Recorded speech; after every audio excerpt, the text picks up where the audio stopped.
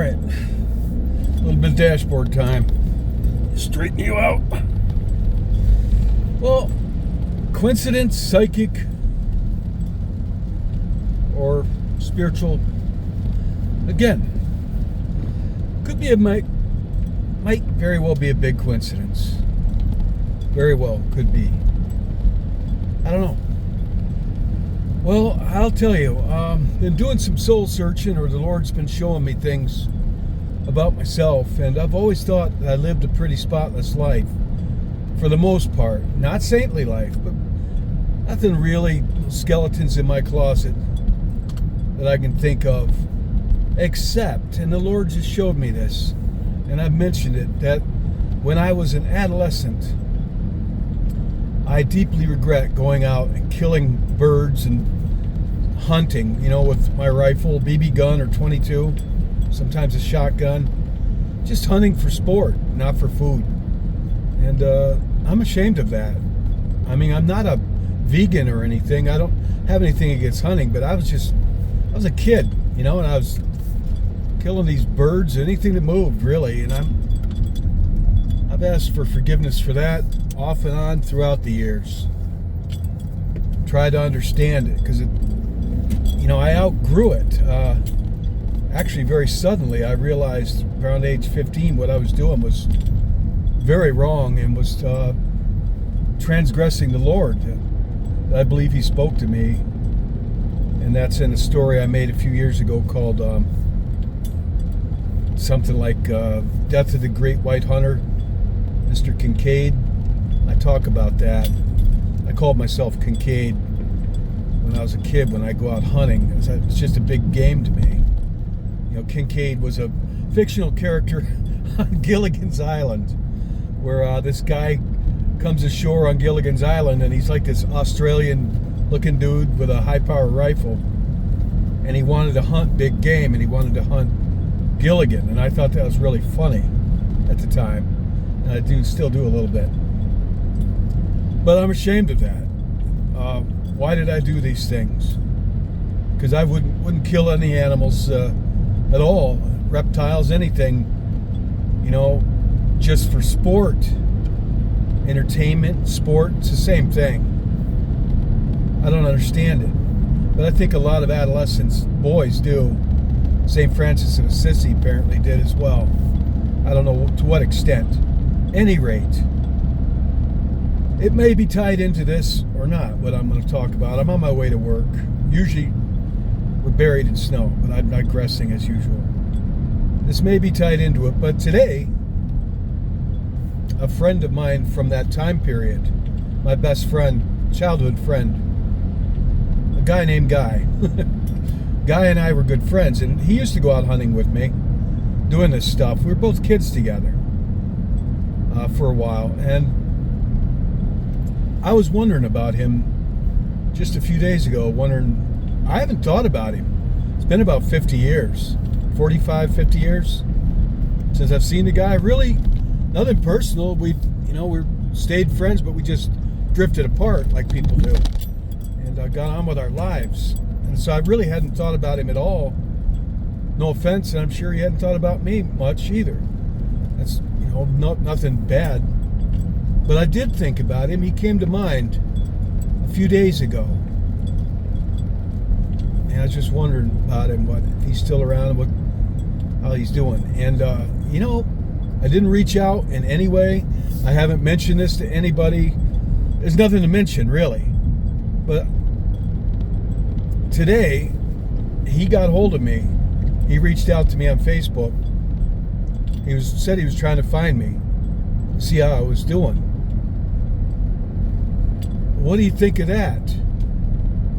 Generally, in my experience in life, when two people think of each other like that, for no apparent reason, it means you should be praying for each other. One of us might be about to pass or go through a very bad time. I don't know, hopefully not. But he was with me during those times when we both used to go out hunting and with BB guns and 22s. Really didn't think anything about shooting birds or rabbits just for entertainment. Call it sport, makes it sound better for sport. No, it was for entertainment. And sport is entertainment. Really. So,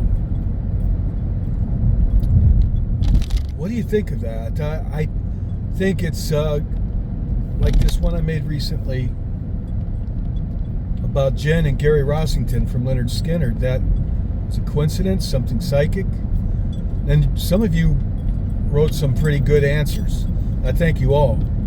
And I might cover something Charles said on a video. I might make a video just to cover a few things, God willing. I'm working all the time still. I'm going to be doing this for another 3 or 4 weeks. And maybe I'll get back into the candle routine. I miss that, honestly. I'm just working so much. A lot of work for my time of leisure. But I haven't talked to him about it, but I think I might talk to him and, say, what do you make of that period in our lives? Because he was a Christian too. In fact, that's how I met him. I met him in a Catholic school I was going to at the time. Weird phase. But I was praying to God about this the last 2 or 3 days. Why did I do this, Lord? I don't understand. I was an adolescent. I wasn't mature yet. But I wasn't a bad kid either. And I went to church. And I loved God. But yet I was doing these things. Going out with my rifle, BB gun, and just doing awful things. Hunting for entertainment. I made a big game out of it. Really bothers me. And I've asked for forgiveness many times through the years. And I now need to forgive myself and try to make it up to nature. Like, maybe I'll build a bunch of bird houses, bird feeders out there. I don't know. St. Francis of Assisi went down that path to some extent. But, maybe God's Spirit moved my friend Guy to reach out to me, maybe to help me to understand that. Do you think that's a coincidence? I've been praying to God for forgiveness, soulfully asking forgiveness. I feel I owe a debt to Mother Nature and our Creator for things I did as a 10, 11, 12, 13 maybe tops, thereabouts. And praying to God about this past week, really, because He put it upon me. Because I've always thought I've really lived a pretty, for the most part, compared relatively to others, a spotless life. Try to be honest and do what's right. Forgive and ask forgiveness and be honest. Love God, but it's come on to me that time period. And I've asked God to help me to understand it. And then this guy named Guy, he reaches out to me today out of the clear blue sky. And he was with me as a child doing this stuff. And today he reached out to me. I haven't had a chance to talk to him yet, really. Because I'm going to work. But I did say hello and such via text. You think maybe God has His hand in this? I think so. I think, though, for whatever reason, I do think so.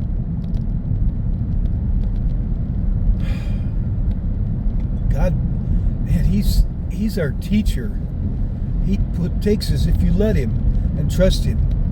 When you look back, if He gives you enough years to reflect, like I'm just entering that period of life where you reflect. Life kind of slows down a bit. People come out of your life, for the most part, and you enter into various stages of isolation when you get to be my age and older. And you reflect. And God has showed me these things. And I don't know, the ways of the Lord are mysterious. I can see a design in things, his plan, the master's hand. And when I think about it, I'm really very humbly awestruck, thankfully, because I've been asking God just this week, why did I do this? I don't understand my actions as an adolescent.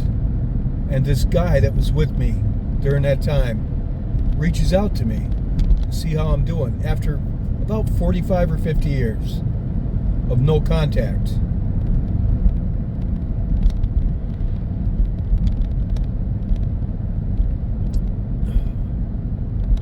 Have faith in God. Have faith in God. I almost rented this house on the right. You can't see it. You can't see it. It's abandoned. But about 15 years ago, I was going to rent it. It was built in like 1820. An old white mansion. Looks like something off Gone from the Wind. It's just falling apart now. And I really wanted to rent it from the guy and try to fix it up to make it livable, because I'd always liked it. It has an old apple tree in the front. It looks like something off a postcard from the olden days. Pillars in front of it, big, like something like a mansion off Gone from the Wind. I don't know how else to say it. But he didn't want to. He did, but ultimately the man that owns it, been in his family for generations, he told me, and he just didn't want. He just wanted it to stay as it was. I didn't ask him why, just okay. I said, if you ever change your mind, give me a call, but I never heard from him. So he has his reasons. Who knows the history of that house?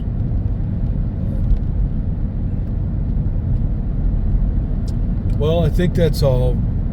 It's almost mid-January, and we're usually buried in snow here, but I don't have a problem with it not being that way. We're supposed to get buried here this weekend. Okay, y'all, take care. Have faith in God.